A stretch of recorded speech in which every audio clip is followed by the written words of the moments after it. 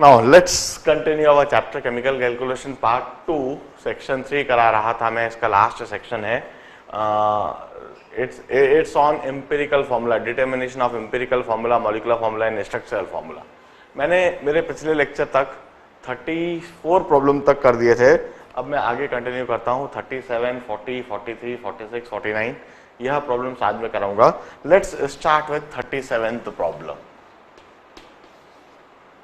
बड़े ध्यान से प्रॉब्लम को पढ़ते हैं. एन एरोमेटिक हाइड्रोकार्बन, ध्यान रहे यह एक एरोमेटिक हाइड्रोकार्बन है. एरोमेटिक हाइड्रोकार्बन, और हाइड्रोकार्बन भी लिखा हुआ है. और हाइड्रोकार्बन का मतलब इसमें सिर्फ हाइड्रोजन है और कार्बन है. ए जिसे कहा है हम CXHY कह सकते हैं, containing 91.3% carbon and 8.7% hydrogen. Carbon है 91.3% और हाइड्रोजन है 8.7%. इससे हमें एम्पिरिकल फॉर्मूला मिल जाता है. On treatment with chlorine give 3 isomeric monochloro compound B, C and D. On treatment with chlorine, it gives 3 isomeric monochloro compound. मैं इधर लिखता हूं, These are isomeric monochloro compound. BCD, each having 28% of chlorine. इसमें 28% chlorine है. On oxidation with permanganate, all gives 3 monobasic acid. इसको KMnO4 acidic medium में जब oxidise कराया तो मोनोबेसिक एसिड मिला. On oxidation with permanganate, all of the 3 gave a monobasic acid. The acid from B on distillation, with soda lime, 3 acid मिलेंगी. और B का same treatment करने पर उससे जो मोनोबेसिक एसिड मिला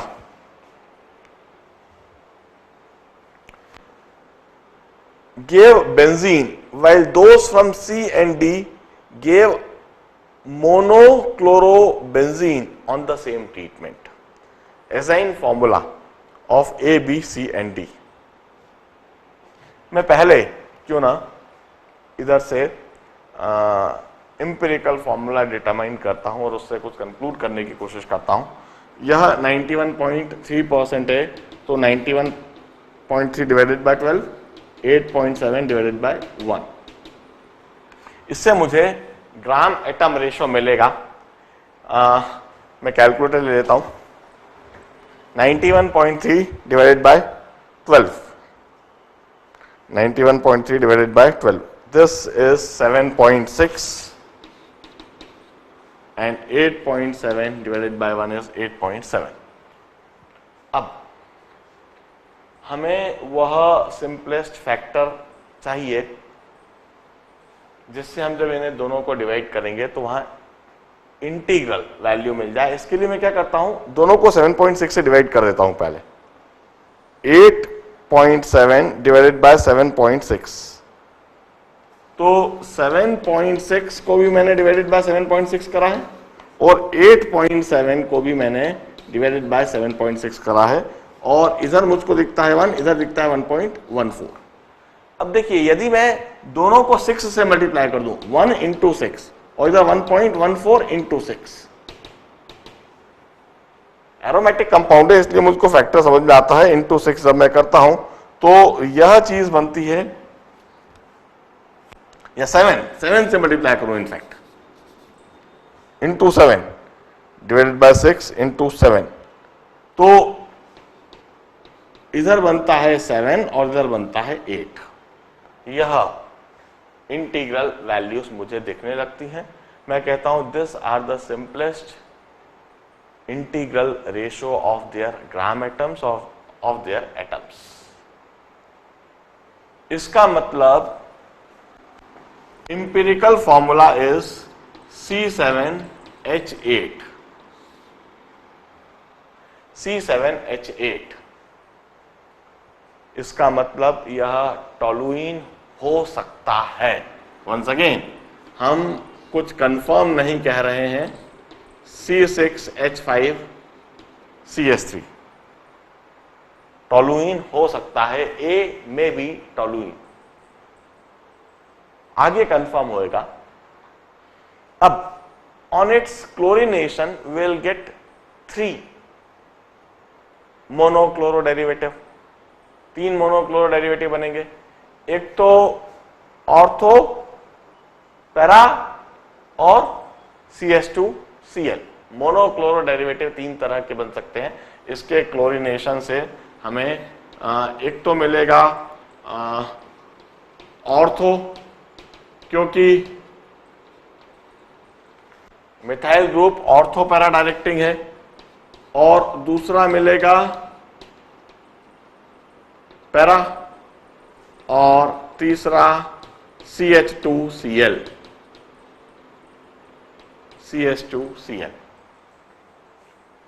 अब इसमें से कौन सा बी, कौन सा सी, कौन सा डी? जब इसका ऑक्सीडेशन करा जाएगा तो ऑर्थो से हमें क्लोरोबेंजोइक एसिड मिलेगा, पैरा से हमें मिलेगा पैरा क्लोरोबेंजोइक एसिड, और CH2Cl से हमें मिलेगा सिर्फ बेंजोइक एसिड।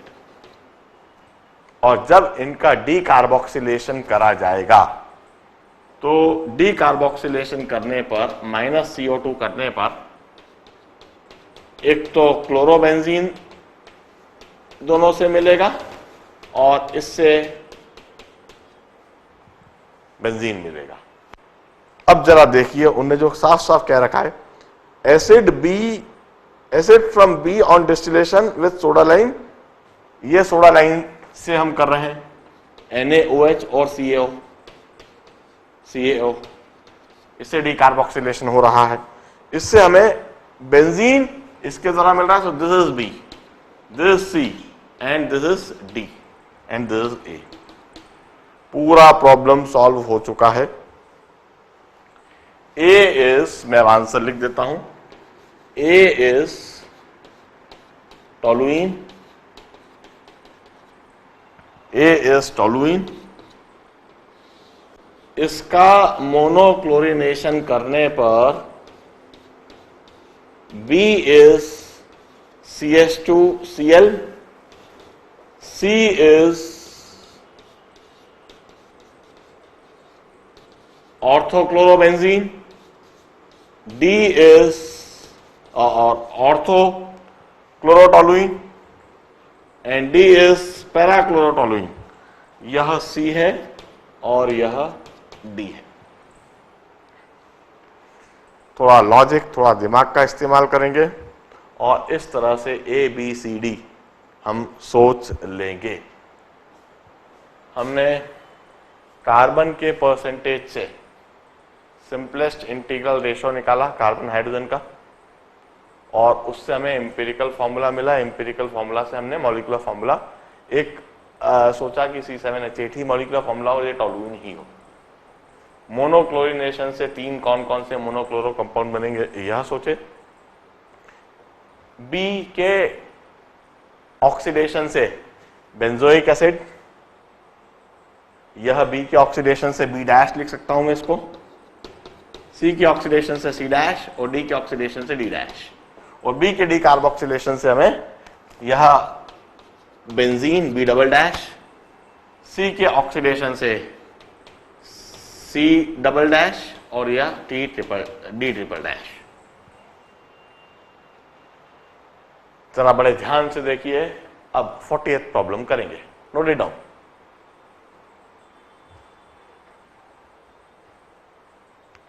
चलिए 40th प्रॉब्लम जरा सोचते हैं।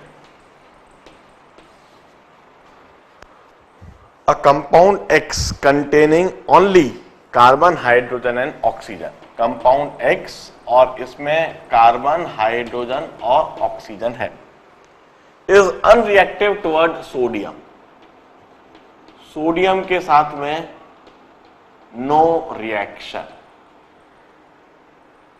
It does not add bromine, bromine के साथ भी नो रिएक्शन।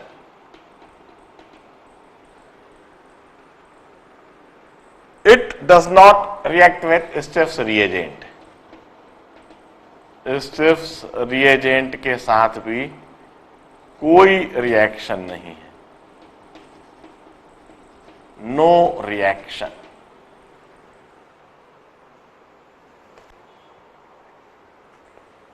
अब इसका क्या मतलब है? इसका मतलब है कि कंपाउंड में कोई रिएक्टिव ऑक्सीजन नहीं, सोडियम के साथ कोई रिएक्शन नहीं, मतलब वहां पर कोई OH ग्रुप नहीं है, ब्रोमीन के साथ कोई रिएक्शन नहीं, स्टिफ्स रिएजेंट के साथ कोई रिएक्शन नहीं, मतलब वहां CHO ग्रुप भी नहीं है, मतलब वहां पर यह जो ऑक्सीजन है यह रिएक्टिव ऑक्सीजन नहीं है। इसका मतलब इसे ईथर होना चाहिए, इसका मतलब है इट मस्ट बी ईथर, क्योंकि ईथर की सोडियम के साथ कोई रिएक्शन नहीं है। जरा ऑक्सीजन जब है तो वो अल्कोहल हो सकता है या एल्डिहाइड हो सकता है या फिर वो एसिड हो सकता है। यदि अल्कोहल होता तो सोडियम से रिएक्शन होती, यदि एल्डिहाइड होता तो स्टिफ्स रिएजेंट से रिएक्शन होती, एसिड होता तब भी सोडियम से रिएक्ट करता। इसका मतलब है कि वहां ऑक्सीजन डेरिवेटिव, ऑर्गेनिक कंपाउंड का ऑक्सीजन डेरिवेटिव जो सोडियम से रिएक्ट नहीं कर रहा है, स्टिफ्स रिएजेंट से रिएक्ट नहीं कर रहा है, इसका मतलब वो ईथर होना चाहिए, क्योंकि ईथर में जो ऑक्सीजन है इनर्ट हो जाता है, ROR' कुछ इस तरह का कंपाउंड होना चाहिए। ये मैंने कंक्लूजन लगाया है, आगे और देखना पड़ेगा। On refluxing with excess of hydroiodic acid X yield only one organic product Y। इसको जब हम HI के साथ में रिएक्ट करवा रहे हैं, HI के साथ में जब हम रिएक्ट कराएंगे तो वहां पर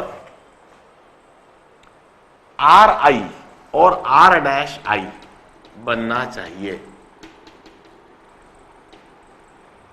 H2O अलग हो जाता है ईथर का HI के साथ में। On reflection with excess hydroiodic, excess HI होता है तो -H2O हो जाता है, दो HI पार्टिसिपेट करते हैं, दो हाइड्रोजन ऑक्सीजन को लेकर H2O अलग कर लेते हैं, RI और R'। On refluxing with excess hydroiodic acid only one organic product Y। अब जरा सोचिए, only one organic product Y, दो ऑर्गेनिक आयोडाइड मिलते हैं RI और R', मगर वो बोल रहे हैं ओनली वन ऑर्गेनिक प्रोडक्ट। इसका मतलब है कि यह सिमेट्रिकल ईथर है, इट मींस वहां पर RI के दो मोल्स मिल रहे हैं, R', अल्काइल ग्रुप अलग अलग नहीं है, सेम है। It imply that it's symmetrical ether, वो ROR है, ROR। सिंस ओनली वन और product, only one alkyl iodide, alkyl iodide, ये हमें समझ में आ रहा है। On refluxing with excess hydroiodic acid yield only one organic product, only one organic product, only one पर हमने जोर दिया और यह Y होना चाहिए। अब on hydrolysis Y yield a new compound Z। इसका जब आप हाइड्रोलिसिस करोगे, हाइड्रोलिसिस जब करोगे तो ओनली वन प्रोडक्ट जो मिलेगा वह अल्कोहल होगा, ZROH, यह Z होना चाहिए, which can be converted to Y by reaction with red phosphorus and iodine। होता ही है, अल्कोहल को यदि आप रेड फॉस्फोरस और आयोडीन के साथ में ट्रीट करोगे तो यह वंस अगेन Y दे देगा, RI, अल्काइल आयोडाइड दे देगा। बिल्कुल सही है यहां तक। The compound Z on oxidation with KMnO4 gives a carboxylic acid। यह जब KMnO4 के साथ में ट्रीट करवाएंगे, the compound Z on oxidation with KMnO4 gives a carboxylic acid।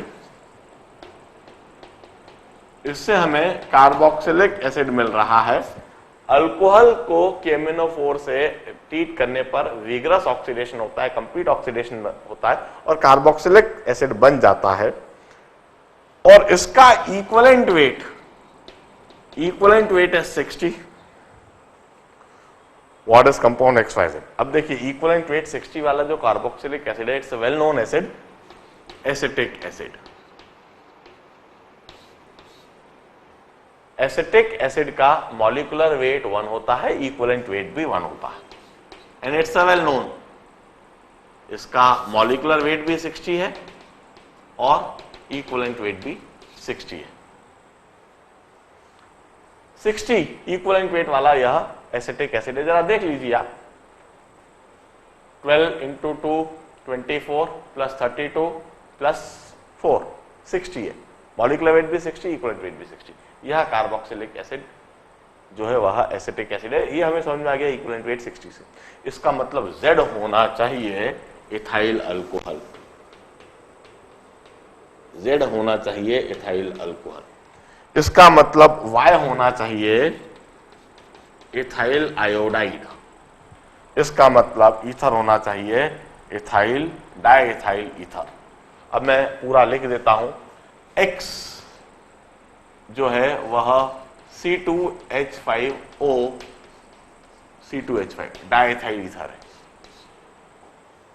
X is diethyl ether और इस डाइइथाइल ईथर की हम इस जगह पर लिख देते हैं सोडियम के साथ में,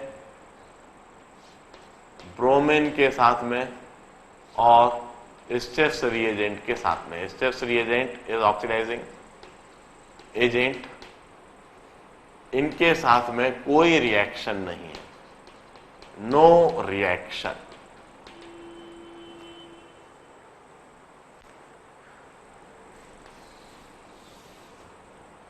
अब जब हम इसे एक्सेस HI के साथ में ट्रीट करते हैं तो 2HI के साथ में रिएक्शन होती है, H2O बाहर हो जाता है और वहां पर C2H5I यह Y बन जाता है और ओनली वन अल्काइल आयोडाइड बना। और इसका जब हम हाइड्रोलिसिस करते हैं, इसका जब हम हाइड्रोलिसिस करते हैं तो इथाइल अल्कोहल वहां पर बन जाता है और यह Z है। इसे जब हम रेड फास्फोरस से और आयोडीन से, रेड फास्फोरस और आयोडीन से ट्रीट करते हैं तो फिर वापस हमें C2H5I मिल जाता है। और इसका जब हम ऑक्सीडेशन करते हैं KMnO4 के साथ, एसिडिक KMnO4 के साथ, तो वहां पर CH3COH बनता है और इसका इक्विवेलेंट वेट 60 है।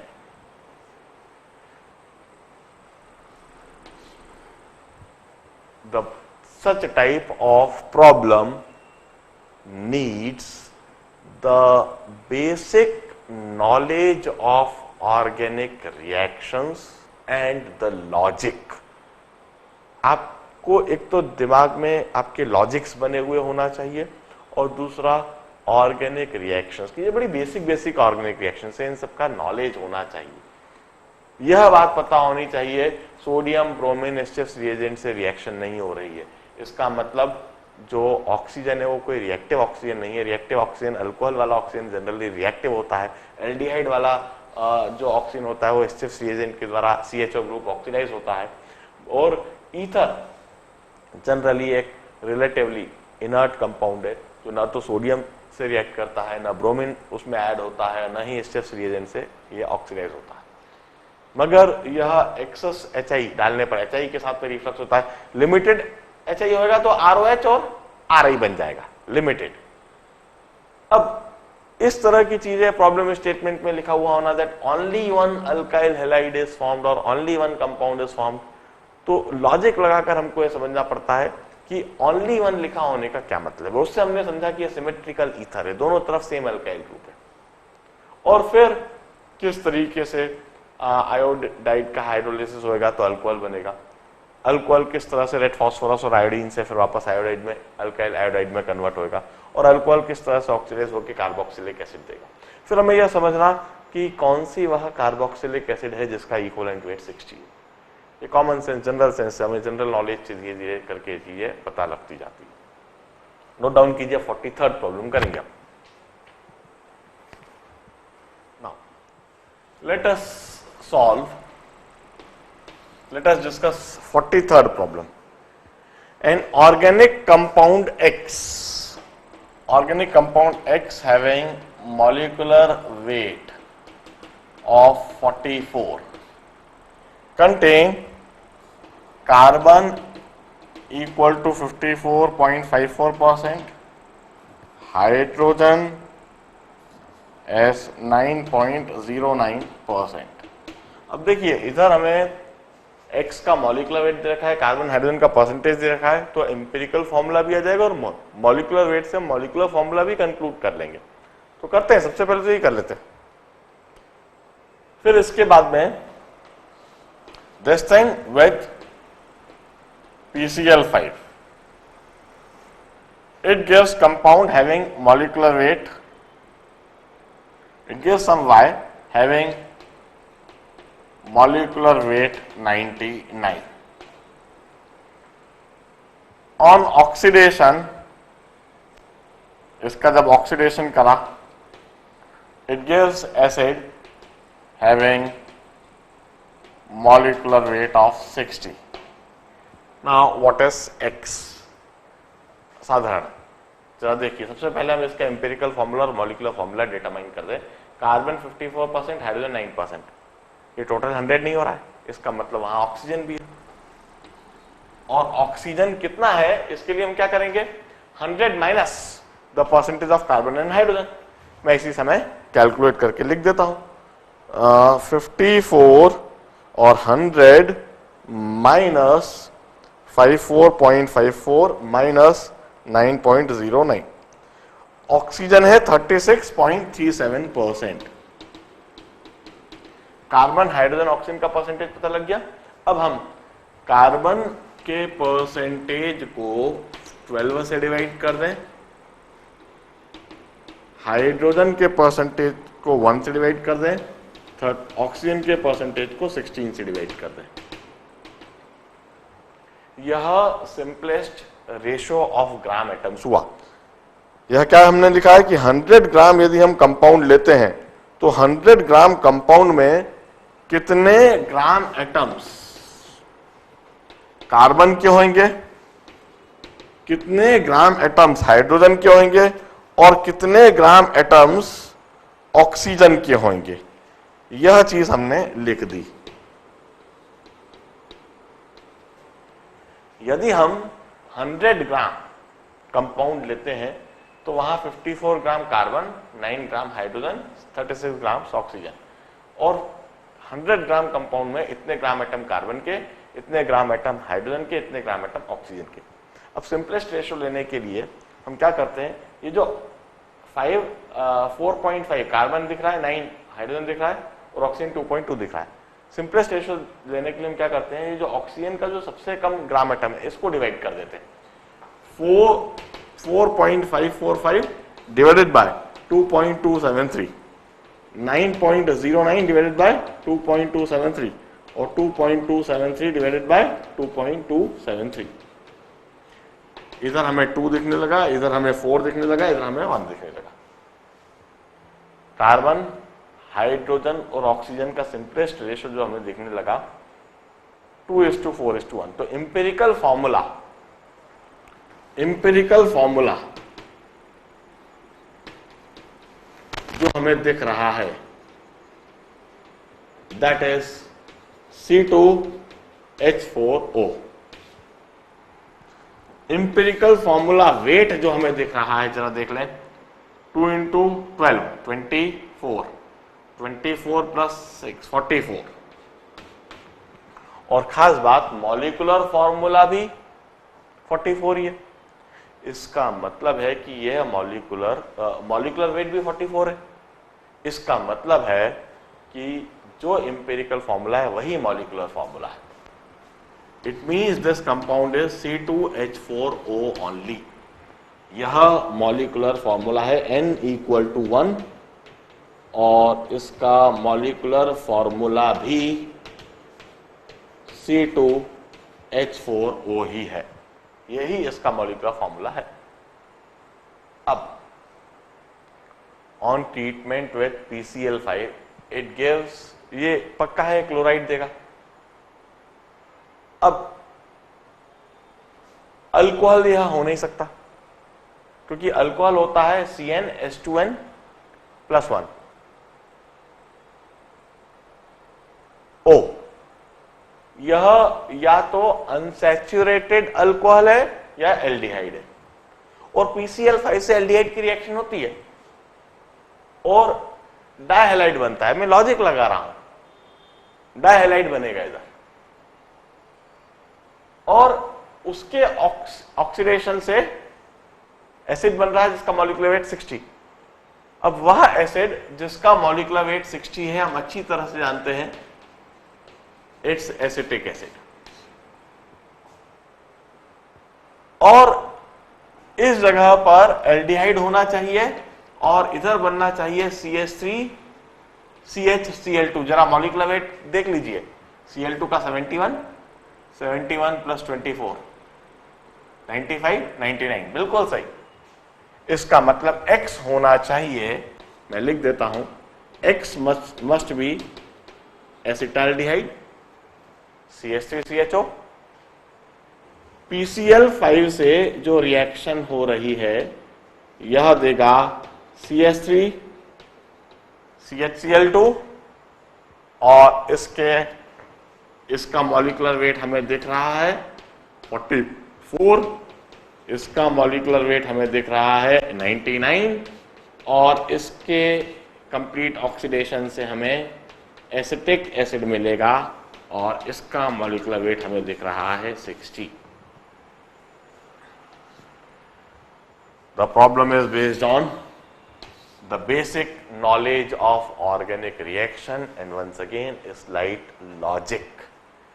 देखिए ध्यान से, नोट डाउन करें और फिर हम 46th प्रॉब्लम सॉल्व करते हैं। Please note it down.